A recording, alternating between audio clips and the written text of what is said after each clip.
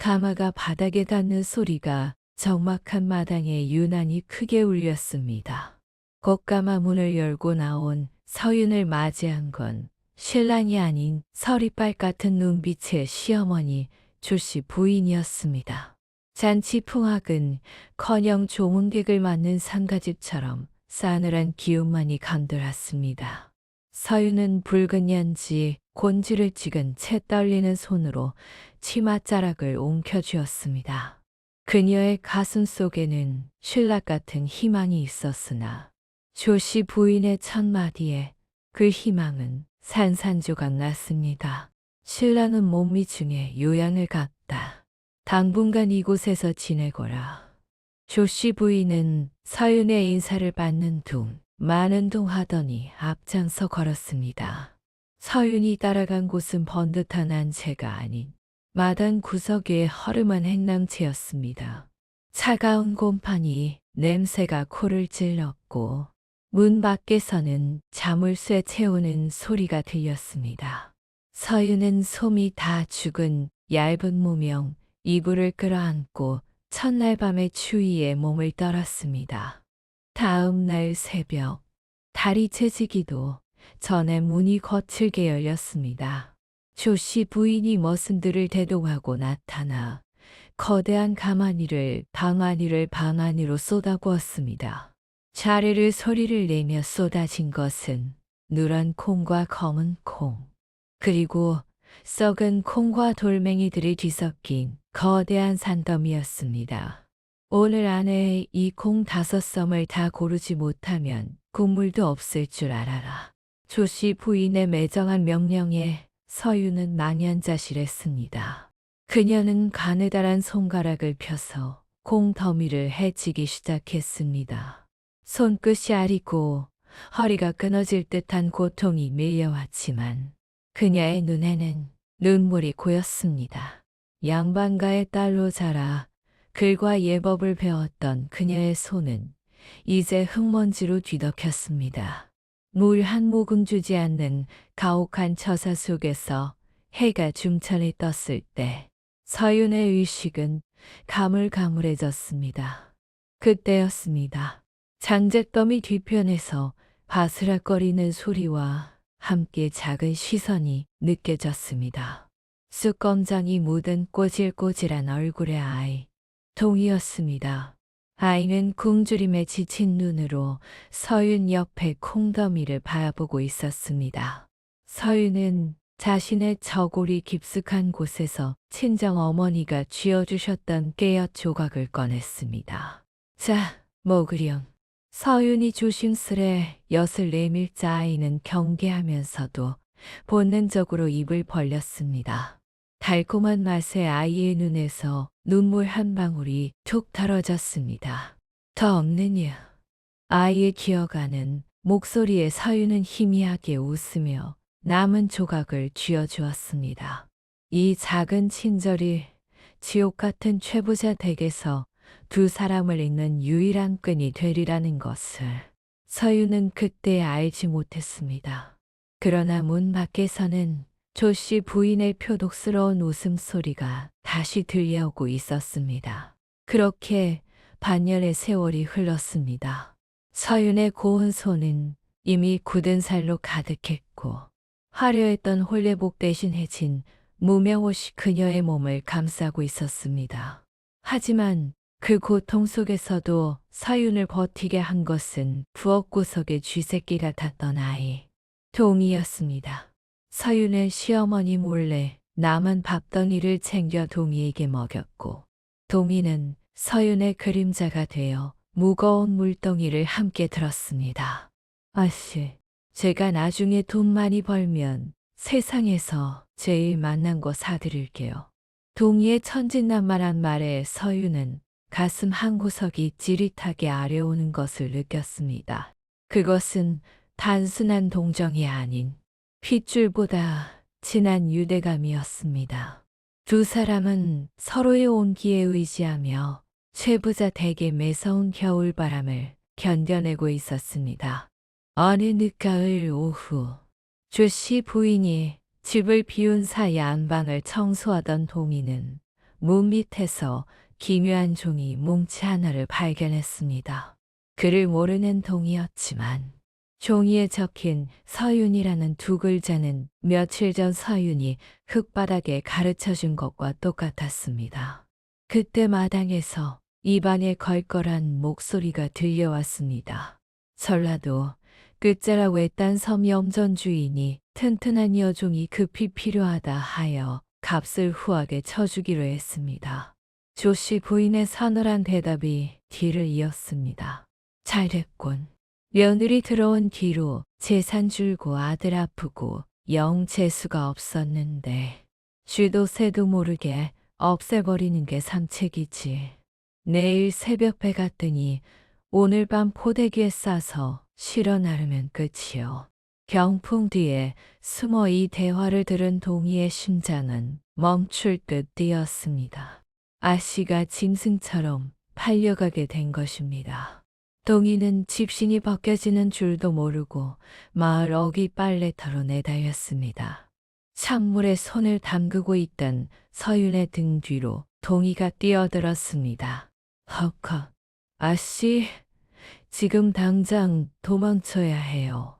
저들이 아씨를 섬에 팔아버린대요. 동희의 절규에 서윤이 들고 있던 빨래방망이가 툭 하고 물가에 떨어졌습니다. 방망이는 빠른 물살에 휩쓸려 순식간에 시야에서 사라졌지만 서윤의 눈에는 아무것도 들어오지 않았습니다. 양반댁 규수에서 노비 취급을 받는 것도 모자라 이제는 인간 이하의 물건으로 취급되어 팔려갈 처지라는 사실에 온몸의 피가 차갑게 식었습니다. 아씨, 이러고 있을 때가 아니에요. 놈들이 곧 들이닥칠 거예요. 동희가 서율에 젖은 소매를 잡아 끌었습니다. 멀리서 최부자 댁의 대문이 쾅 하고 열리는 소리가 들려왔습니다. 추격의 시작이었습니다. 조씨 부인의 표독스러운 고함 소리가 산을 울렸습니다. 전연을 잡아야, 당장 잡아서 다리 몽둥이를 분질러라. 칠흑 같은 어둠 속에서 쏟아지는 빗소리를 뚫고 수많은 횃불이 뱀의 혀처럼 일렁이며 다가왔습니다. 서윤은 입술을 깨물었습니다. 어펴라, 동희야. 서윤은 거절하는 동희를 억지로 등에 업었습니다. 뼈만 남은 것 같은 가냘픈 몸 어디서 그런 힘이 솟았는지 서윤은 이를 악물고 마을 뒷산 오솔길을 향해 내달리기 시작했습니다. 타다다, 타다다. 거친 숨소리와 발소리가 적막한 산길을 울렸습니다. 심장이 터질 듯 쿵쾅거려 갈비뼈가 옥신거렸지만 등 뒤에서 바들바들 떨고 있는 아이의 체온이 그녀를 멈출 수 없게 했습니다. 비는 더욱 거세져 시야를 가렸고 진흙방에 미끄러질 때마다 서율의 무릎은 사정없이 찢겨나갔습니다. 얼마나 달렸을까.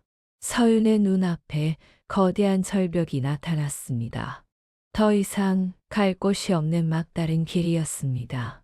절벽 아래로는 시커먼 강물이 소용돌이치며 흐르고 있었습니다. 아씨, 이제 어떡해요? 동희가 절망적인 목소리로 속삭였습니다.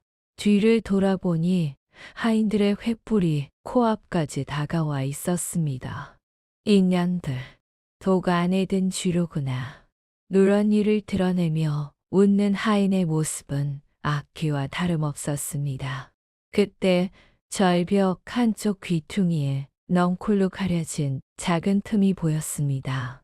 마을 사람들이 도끼비골이라 부르며 얼씬도 하지 않는 금기된 구역이었습니다. 들어가면 미쳐버리거나 시체도 못 찾는다던 흉흉한 소문이 떠올랐지만 짐승처럼 팔려가느니 차라리 어둠 속에 몸을 던지는 것이 나았습니다. 꼭 잡아라, 동희야. 서윤은 동희를 품에 꼭 껴안은 채 망설임 없이 그 시커먼 어둠 속으로 몸을 던졌습니다. 쿵! 둔탁한 소리가 어둠을 갈랐습니다. 허공을 가르던 두 사람의 몸이 바닥으로 곤두박질 쳤습니다. 다행히 바닥에는 수백 년은 묵었을 법한 낙엽들이 푹신하게 쌓여 있어 목숨을 건졌으나 서윤의 다리에는 바위 모서리에 긁힌 날카로운 통증이 밀려왔습니다. 거기 누구느냐? 젠장 놓쳤어. 절벽 위에서 하인들의 고함 소리가 우웅거렸습니다. 에이 재수없게. 도깨비 굴에 떨어졌으면 시체도 못 찾아. 가자. 칼불의 불빛이 멀어지고 다시 정막이 찾아왔지만 서윤의 손가락 사이로 끈적한 피가 줄줄 흘러내리고 있었습니다. 곰팡이 냄새 가득한 어둠 속에서 서윤은 의식을 잃어갔습니다. 지읒 같은 동굴 안에서 다새가 흘렀습니다. 밖에서 들어오는 빛 한 줄기 없는 이곳에서는 낮인지 밤인지조차 분간할 수 없었습니다. 똑똑똑똑 천장에서 떨어지는 물방울 소리만이 두 사람의 생존을 알리는 유일한 시계였습니다. 배고픔과 추위, 그리고 다리의 통증이 서윤을 서서히 갉아먹기 시작했습니다. 처음엔 참을 만하던 통증이 시간이 지날수록 심해지더니 이내 서윤의 정강이는 퉁퉁 부어올라 본래의 형체를 알아볼 수 없게 되었습니다. 상처 부위에서는 열이 펄펄 끓어올랐고 썩어가는 듯한 악취가 좁은 동굴 안을 가득 채웠습니다. 서윤은 열에 들떠 헛소리를 중얼거렸습니다. 어머니, 비녀를 찾아야 하는데. 그녀의 몸은 불덩이처럼 뜨거웠다가도 금세 사시나무 떨듯 오르르 떨렸습니다. 죽음의 그림자가 동굴 벽을 타고 서서히 다가오고 있었습니다. 아씨, 정신 차리세요. 제발요. 동희 역시 기력이 다해갔습니다. 아이의 배에서는 천둥 같은 소리가 났지만 먹을 것이라곤 썩은 낙엽뿐이었습니다. 그때 동희의 눈에 저 멀리 동굴 깊숙한 곳에서 희미하게 일렁이는 빛이 보였습니다. 동희는 비틀거리는 몸을 일으켜 그 빛을 향해 기어갔습니다. 서그라, 서그라. 낙엽을 헤치고 나간 곳에는 보랏빛 줄기를 가진 기이한 풀이 자라나고 있었습니다. 잎사귀는 톱니처럼 날카로웠지만 줄기에서는 은은한 향기가 났습니다. 이거 먹으면 안 아파요. 새가 알아요. 동희의 머릿속에 예전 산에서 다리가 부러진 노루가 이 풀을 뜯어 먹고 며칠 뒤 펄펄 뛰어다니던 기억이 스쳤습니다. 동희는 서윤의 대답도 듣지 않고 풀을 입에 넣어 오적오적 씹기 시작했습니다.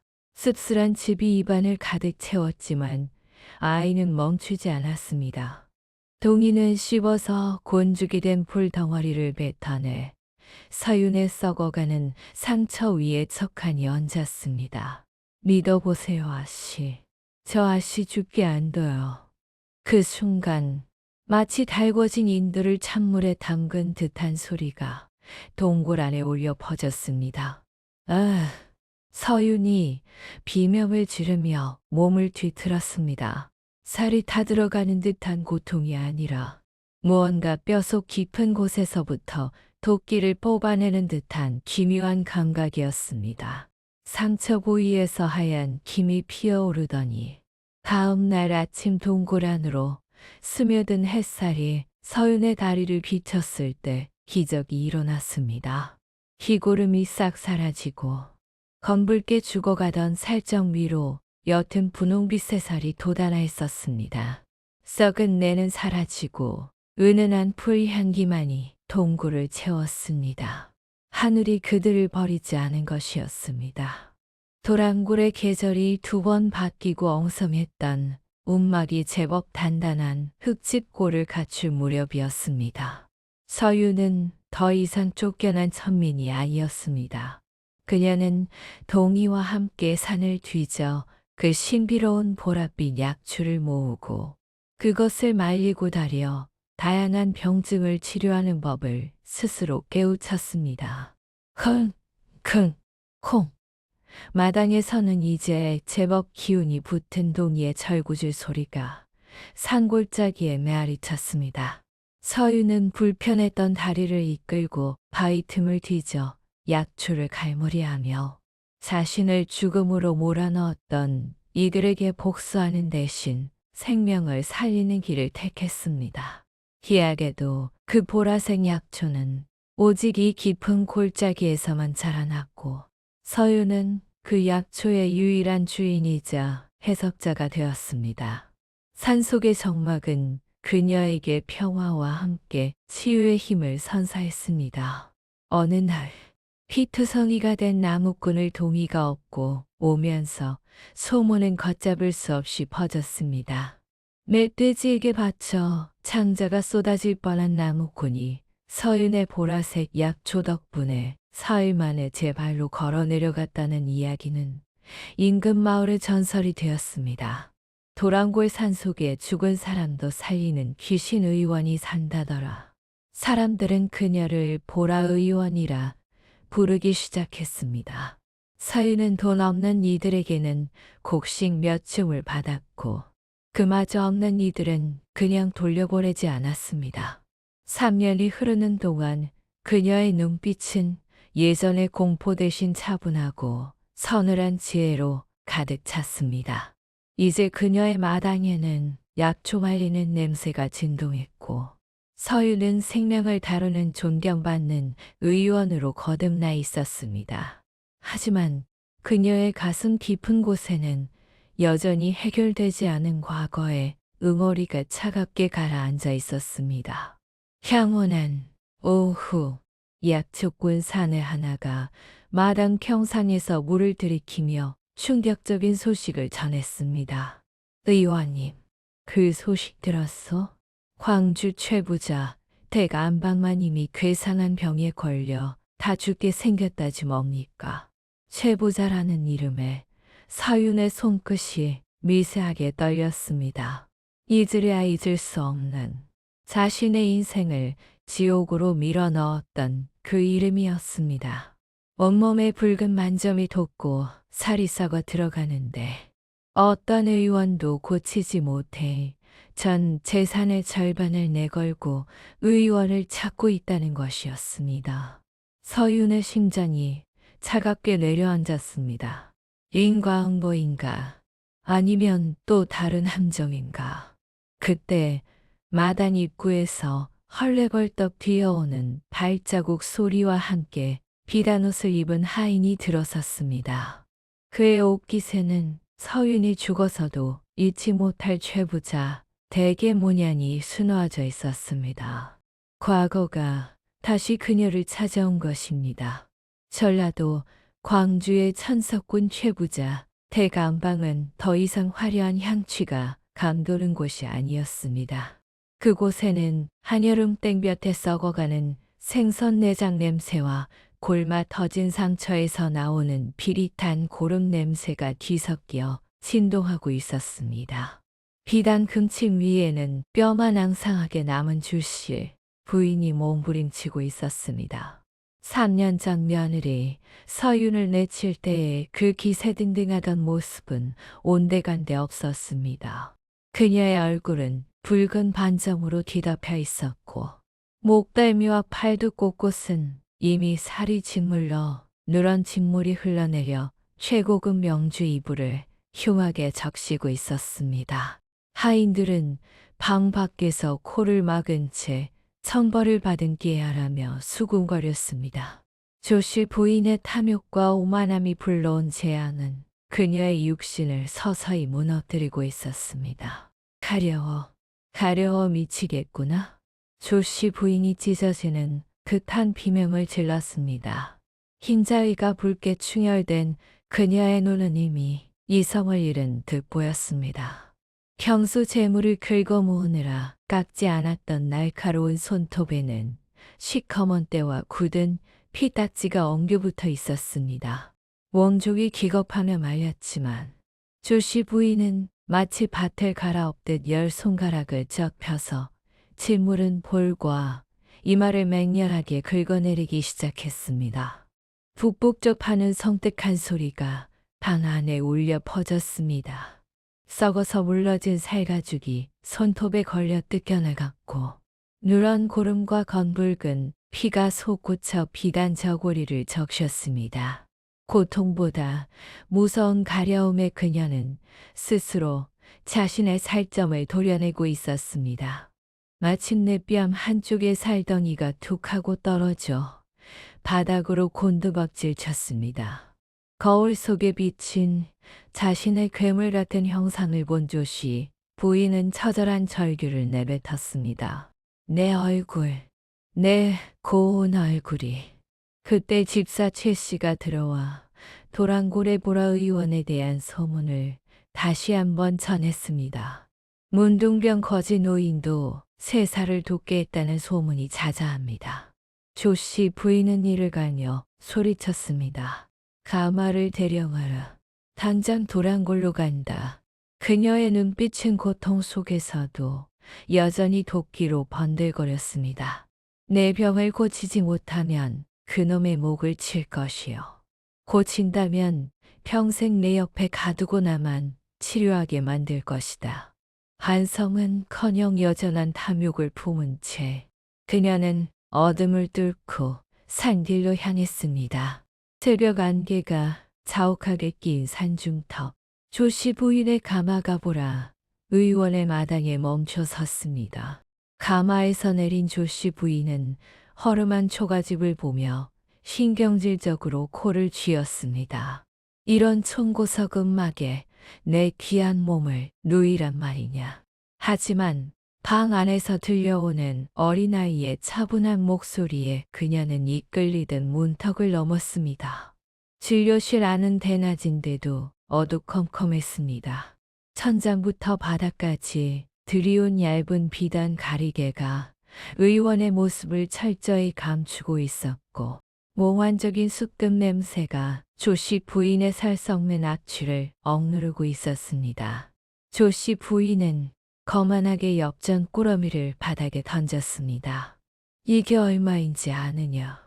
내 병만 고친다면 기와집 한 채의 값이라도 더 쳐주마.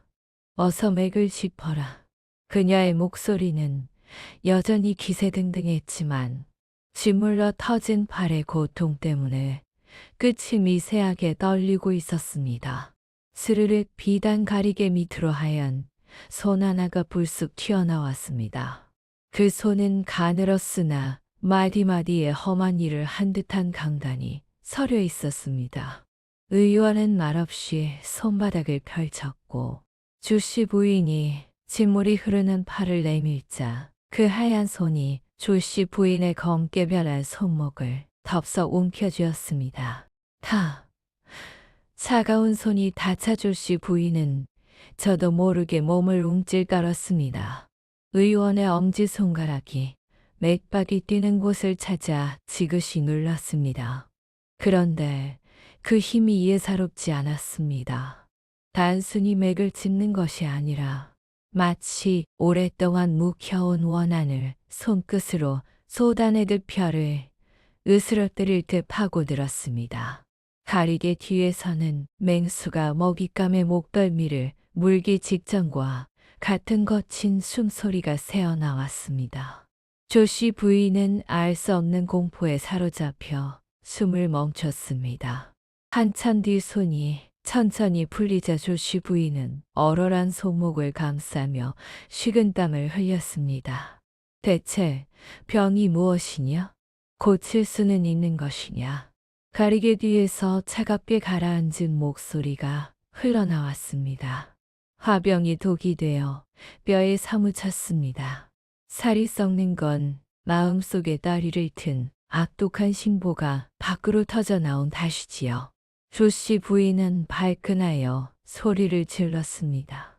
뭐라? 악독한 신보? 이놈이 어디서 훈계질이야. 그러나 의원의 다음 말에 그녀의 분노는 순식간에 공포로 변했습니다. 제 처방만 따른다면 닷새 안에 진물이 멈출 것입니다. 낮게 깔리면서도 끝이 살짝 갈라지는 그 특유의 음성.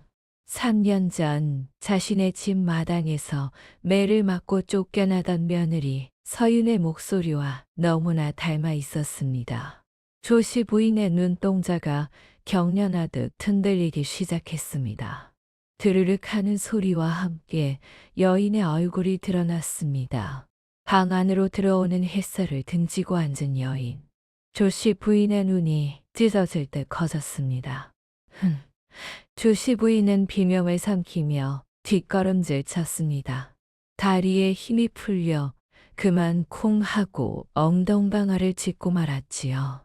바닥에 놓여있던 화로가 엎어지며 재가 날렸지만 그녀는 뜨거운 줄도 몰랐습니다.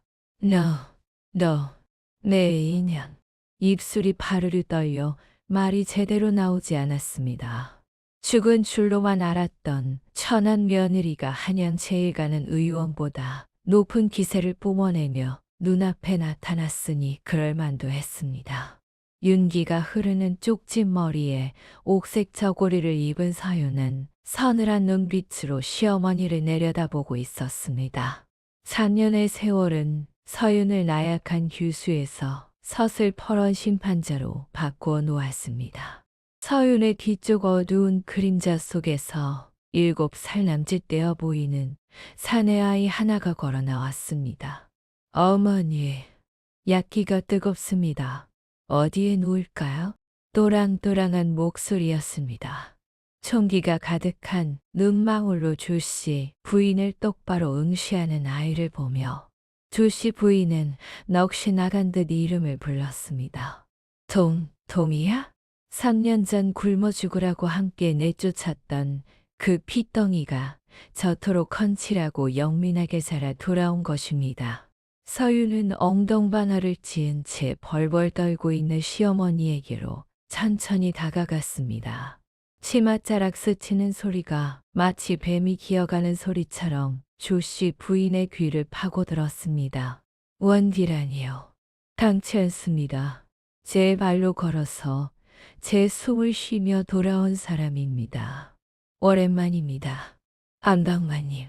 서윤의 목소리는 낮고 침착했으나 방 안의 공기를 무겁게 짓눌렀습니다. 서윤은 품속에서 누렇게 바른 낡은 종이 한 장을 꺼내 조씨 부인의 면전에 툭 하고 던졌습니다. 이게 치료비입니다. 그것은 단순한 노비 문서가 아니었습니다. 조도령이 10년 전에 이미 사망했음을 증명하는 관아의 기록이었습니다. 살아있는 사람을 귀신과 혼인시킨 것도 모자라 저를 부려 먹을 노비가 필요하셨던 게지요. 이 사실이 알려지면 양반 가문의 채통은 어찌 될까요? 조씨 부인의 입술이 바르르 떨렸습니다. 서윤의 눈빛은 번뜩였습니다.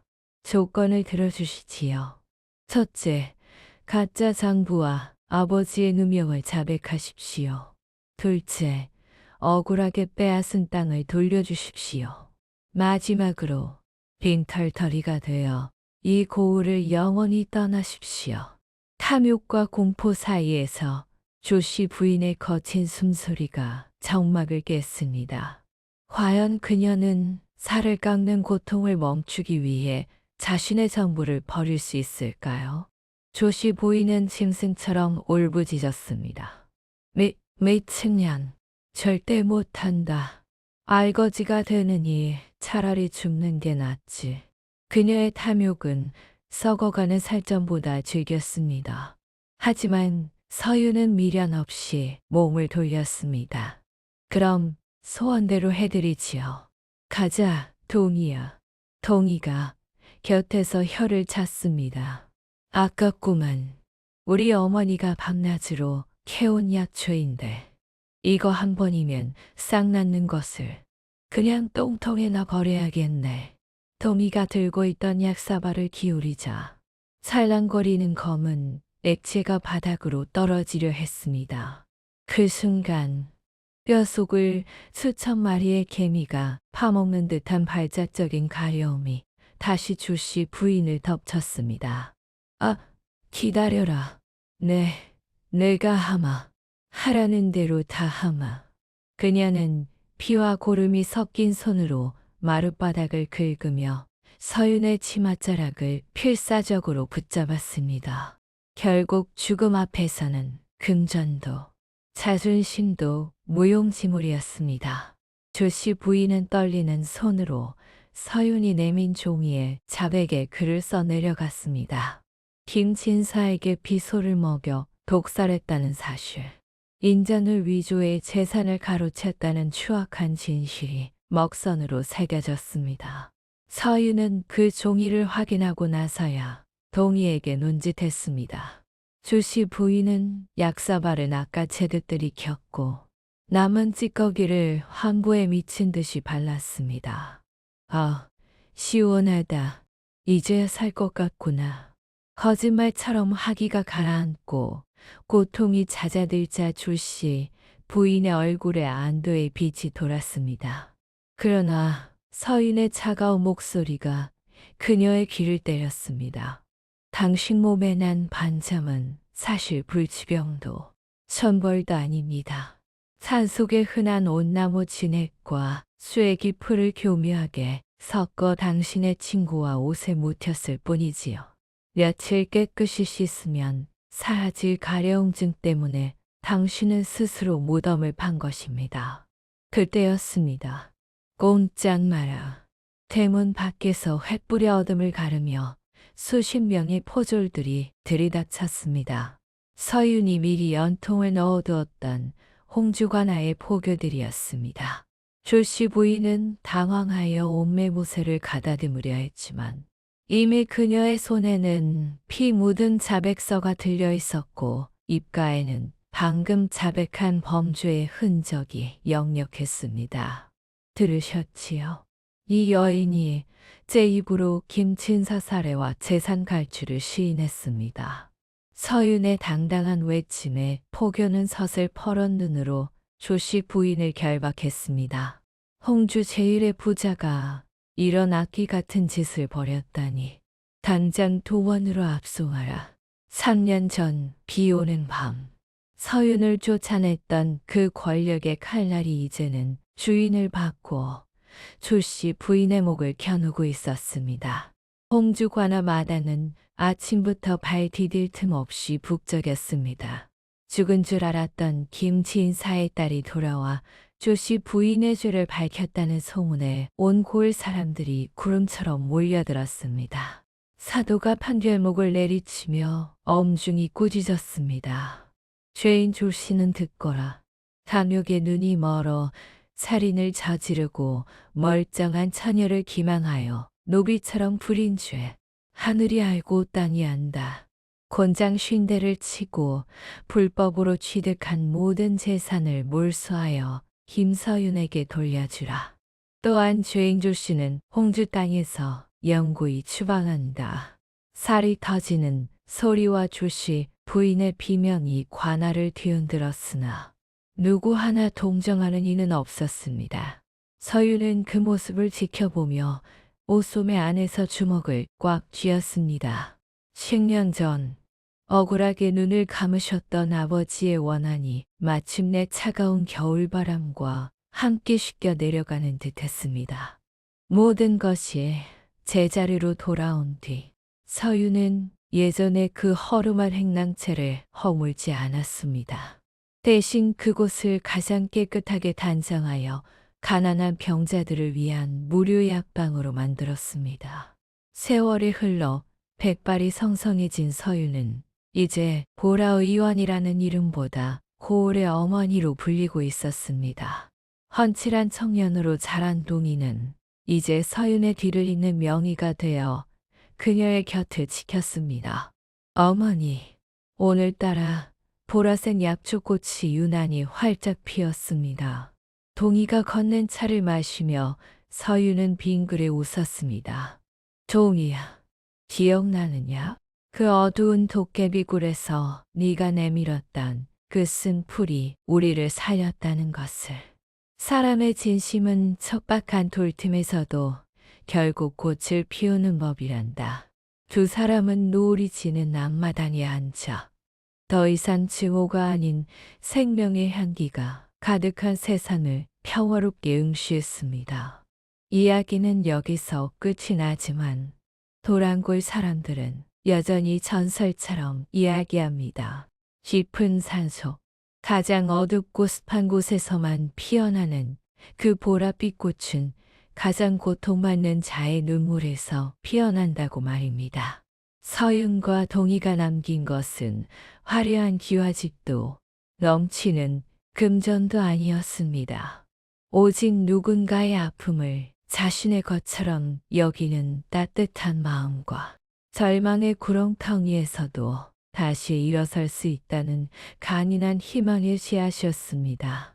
오늘도 도랑골 너머로 부는 바람에는 은은한 보라색 약초 향기가 실려옵니다. 그 향기는 세상의 모든 상처 입은 영혼들을 어루만지며 사필기정의 이치가 여전히 살아있음을 속삭이고 있습니다. 척박한 땅에서 기어의 꽃을 피워낸 그들의 사랑은 밤하늘의 별처럼 영원히 홍주 땅을 비추고 있었습니다.